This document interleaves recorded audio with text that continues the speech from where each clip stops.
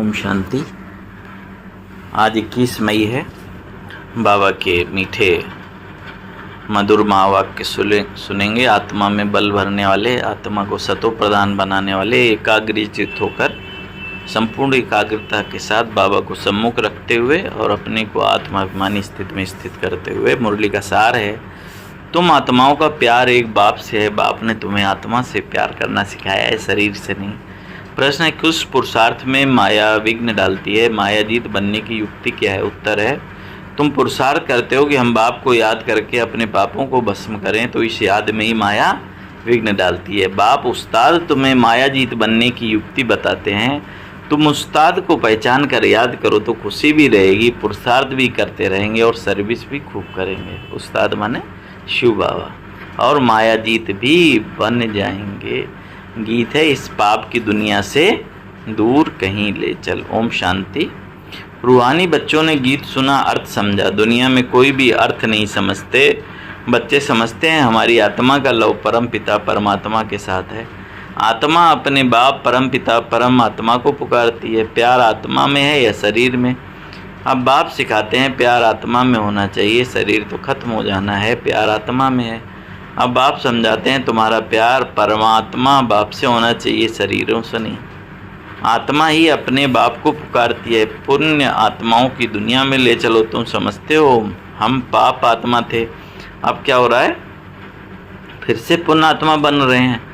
बाबा तुमको युक्ति से पुण्य आत्मा बना रहे हैं। बाप बतावे तब तो बच्चों को अनुभव हो और समझे कि हम बाप द्वारा बाप की याद से पवित्र आत्मा बन रहे हैं। योग बल से हमारे पाप भस्म हो रहे हैं। बाकी गंगा आदि में कोई पाप धुलते नहीं हैं। मनुष्य गंगा स्नान करते हैं, शरीर को मिट्टी मलते हैं, परंतु उससे कोई पाप धुलते नहीं, है ना? नहीं तो क्या हो, सब जेल वाली आत्माओं को उसमें गंगा जी में डुबा के छोड़ दो, क्योंकि पाप धुल गए। लेकिन बाबा ने बोला उससे धुलते नहीं। मनुष्य गंगा स्नान करते हैं, शरीर को मिट्टी मलते हैं तो पाप धुलते नहीं। आत्मा के पाप योग बल से निकलते हैं, खाद निकलती है, ये तो बच्चों को मालूम है। और निश्चय है कि हम बाबा को याद करेंगे तो हमारे पाप भस्म होंगे। निश्चय है, फिर पुरुषार्थ करना चाहिए कि इस पुरुषार्थ में ये माया विघ्न डालती है। रुस्तम से माया भी अच्छी रीति रुस्तम होकर लड़ती है, कच्चे से क्या लड़ेगी, है ना? बच्चों को हमेशा ख्याल करना है कि हमको माया जीत जगत जीत बनना है। माया जीते जगत जीत का अर्थ भी कोई नहीं समझते। अभी तुम बच्चों को समझाया जाता है कि तुम कैसे माया पर जीत पाते हो। माया भी समर्थ है। तुम बच्चों को उस्ताद मिला हुआ है। उस्ताद माने बाबा। उस उस्ताद को भी नंबरवार कोई विरला जानता है। जो जानते हैं उनको खुशी रहती है। पुरुषार्थ भी खुद करते हैं, सर्विस भी खूब करते हैं। अमरनाथ पर बहुत लोग जाते हैं। अब सभी मनुष्य कहते हैं कि विश्व में शांति कैसे हो। अभी तुम सबको सिद्ध कर बतलाते हो कि सतयुग में कैसे सुख शांति थी, सारे विश्व पर शांति थी। इन लक्ष्मी नारायण का राज्य था और कोई धर्म नहीं था। आज से 5000 वर्ष हुए जबकि सतयुग था। फिर सृष्टि को चक्र तो जरूर लगाना है। चित्रों से तुम बिल्कुल क्लियर बताते हो। कल पहले भी ऐसे चित्र बनाए थे। दिन प्रतिदिन इम्प्रूवमेंट होती जाती है। कहाँ बच्चे चित्रों में तिथि तारीख लिखना भूल जाते हैं। लक्ष्मी नारायण के चित्र में भी तिथि तारीख जरूर होनी चाहिए। कब इनका राज्य था? तुम बच्चों की बुद्धि में बैठा हुआ है कि हम स्वर्गवासी थे, अब फिर बनना है। जितना जो पुरुषार्थ करते उतना पद पाते हैं। अभी बाप द्वारा तुम ज्ञान की अथॉरिटी बने हो। भक्ति अब खलास हो जानी है। सतयुग त्रेता में भक्ति थोड़ी होगी, बाद में आधा कल्प भक्ति चलती है। ये भी तुम बच्चों को समझ में आता है। आधा कल्प के बाद रावण राज शुरू होता है। सारा खेल तुम भारतवासियों पर है। 84 का चक्र भारत पर है। भारत ही अविनाशी खंड है। ये भी आगे थोड़ी पता था। लक्ष्मी नारायण को गार्डेज कहते हैं ना। कितना ऊंच पद है और पढ़ाई कितनी सरल है। ये 84 का चक्र पूरा कर फिर हम वापस जाते हैं। 84 का चक्र कहने से बुद्धि ऊपर चली जाती है। अभी तुमको मूल वतन, सूक्ष्म वतन, स्थूल वतन सब याद है। आगे थोड़ी जानते थे कि सूक्ष्म वतन क्या होता है। अभी तुम समझते हो वहाँ कैसे मूवी में बातचीत करते हैं। मूवी बाइस्कोप भी निकला था, तुमको समझाने में सहज होता है। साइलेंस मूवी और टाकी, है ना? तीन लोग है ना। साइलेंस परम धाम, मूवी सूक्ष्म लोक है ना, जहाँ इशारों में बातचीत होती है, और ताकि ये साकार दुनिया तुम सब जानते हो कि लक्ष्मी नारायण के राज्य से लेकर अब तक सारा चक्र तुम्हारी बुद्धि में है। तुम्हें गृहस्थ व्यवहार में रहते यही होना लगा रहे कि हमको पावन बनना है। बाप समझाते हैं कि गृहस्थ व्यवहार में रहते भी इस पुरानी दुनिया से ममत्व मिटा दो, बच्चों आदि को बल संभालो, परंतु बुद्धि बाप की तरफ हो। कहते हैं ना, हाथों से काम करते बुद्धि बाप की तरफ रहे। बच्चों को खिलाओ पिलाओ, स्नान कराओ और बुद्धि में बाप की याद हो, क्योंकि जानते हो आत्माओं पर पापों का बोझ बहुत है, इसलिए बुद्धि बाप की तरफ लगी रहे।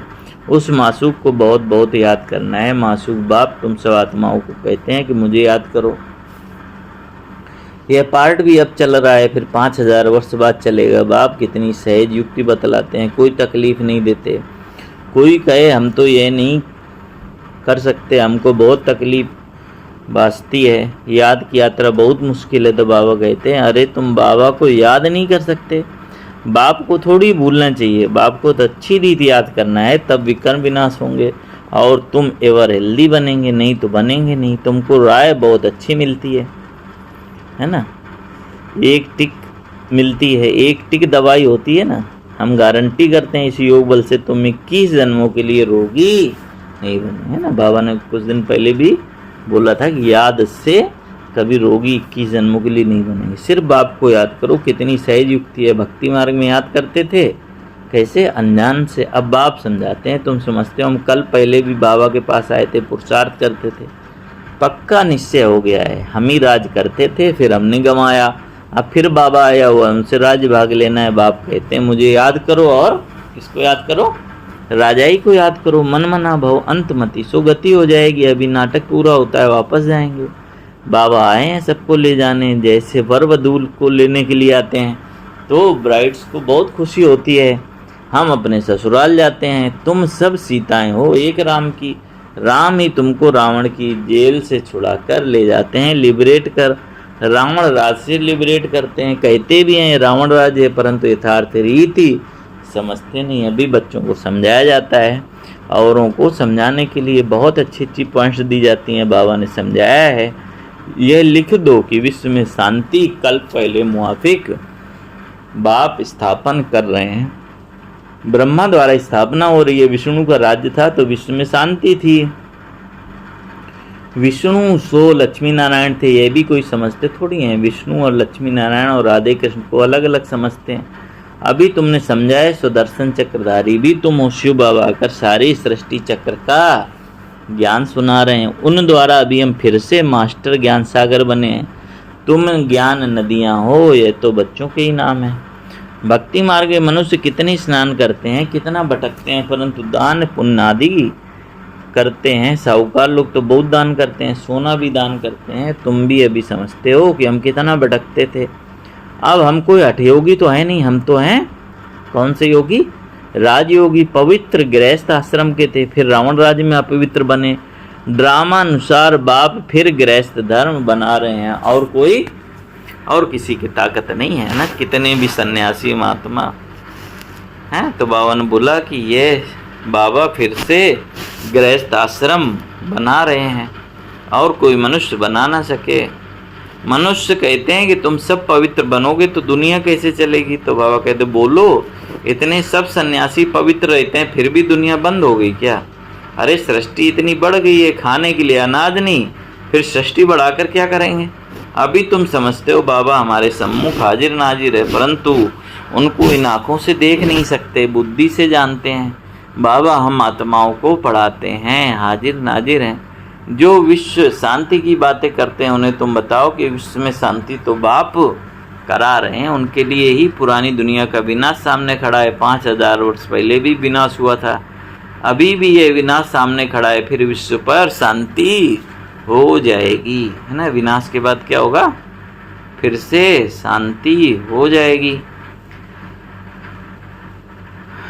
अभी तुम बच्चों की बुद्धि में हैं ये बातें, दुनिया में कोई नहीं जानते, कोई नहीं जिनकी बुद्धि में ये बातें हो। तुम जानते हो सतयुग में सारे विश्व पर शांति थी, एक भारत खंड के सिवाय दूसरा कोई खंड नहीं था।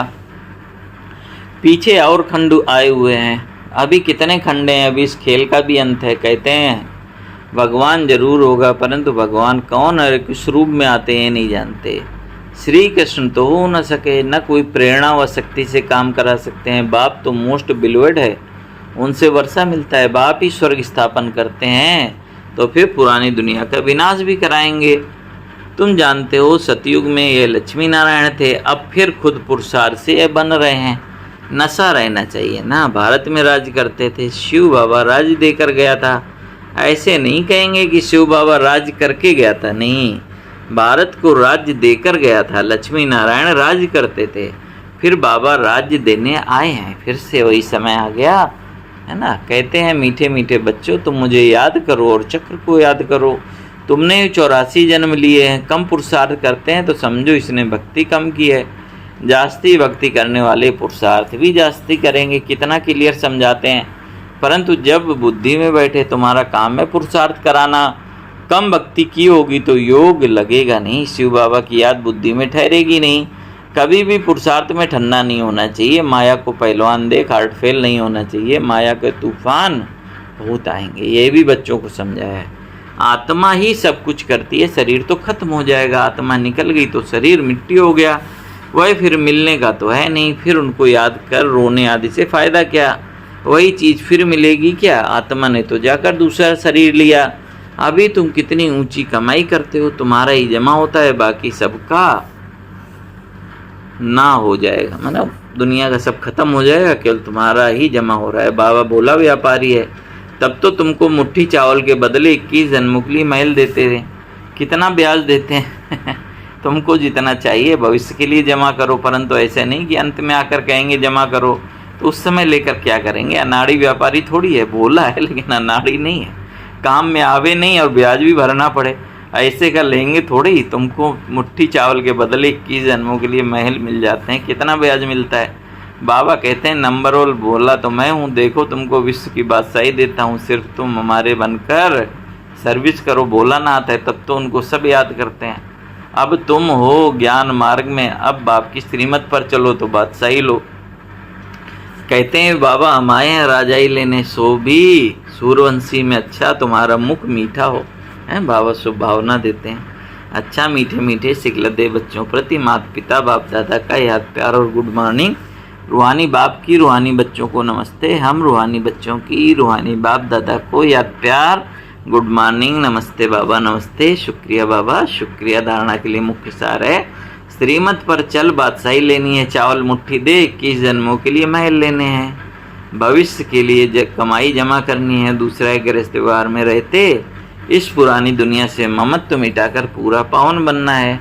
सब कुछ करते बुद्धि बाप की तरफ लगी रहे। वरदान है मनसा शुभ भावना द्वारा एक दो को आगे बढ़ाने वाले विश्व कल्याणकारी भव। मनसा शुभ भावना द्वारा एक दो को आगे बढ़ाने वाले विश्व कल्याणकारी भव। यदि कोई कुछ रॉन्ग कर रहा है तो उसे पर्वत समझकर रहम की दृष्टि से परिवर्तन करो, डिस्कस नहीं करो। अगर कोई पत्थर से रुक जाता है तो आपका काम है पार करके चले जाना या उसको भी साथी बनाकर पार ले जाना। इसके लिए हर एक की विशेषता को देखो, कमियों को छोड़ते जाओ। अब किसी को भी वाणी से सावधान करने का समय नहीं है, लेकिन मनसा शुभ भावना द्वारा एक दूसरे के सहयोगी बनकर आगे बढ़ो और बढ़ाओ, तब कहेंगे विश्व कल्याणकारी। स्लोगन है दृढ़ संकल्प की बेल्ट बांध लो तो सीट से अपसेट नहीं होंगे। कौन सी बेल्ट बांध लिए? दृढ़ संकल्प। यह व्यक्ति सारे रूहानी रॉयल्टी और प्योरिटी की पर्सनालिटी धारण करो। प्रत्यक्षता का सूर्य उदय तब होगा जब पवित्रता की समा चारों ओर जलाएंगे। जैसे वो समा ले करके चक्कर लगाते हैं, ऐसे पवित्रता की समा चारों ओर जगमगा दो, तब सब बाप को देख सकेंगे, पहचान सकेंगे। जितनी अचल पवित्रता की समा होगी उतना सहज सभी बाप को पहचान सकेंगे। पवित्रता की जय जयकार होगी, है ना। तो समा मतलब उजाला। वो कौन सा उजाला फैलाना है? तो बाबा ने बोला पवित्रता का उजाला फैलाओ, तब बाबा को सब देख सकेंगे। ओम शांति। तो बाबा ने आज बताया कि आत्माओं का प्यार एक बाप से है। बाप ने तुम्हें आत्मा से प्यार करना सिखाया है ना, आत्मिक दृष्टि से स्नेह करो एक दूसरे को। और बावन का माया विघ्न डालेगी, लेकिन तुम्हारे साथ कौन है? उस्ताद है, शिव बाबा उस्ताद है, तो इसलिए माया से डरना नहीं है, उस पर विजय पानी है। बाबा माया पर जीतने की कला सिखाता है ना। बाबा तुम्हें, माया तुम्हें पछाड़ेगी है, लेकिन तुम्हारे साथ सर्वशक्तिमान है, और जितना ज़्यादा हम पुरुषार्थ करेंगे उतनी बड़ी माया आएगी, तो माया से डरना नहीं है। अच्छा, ओम शांति, ओम शांति।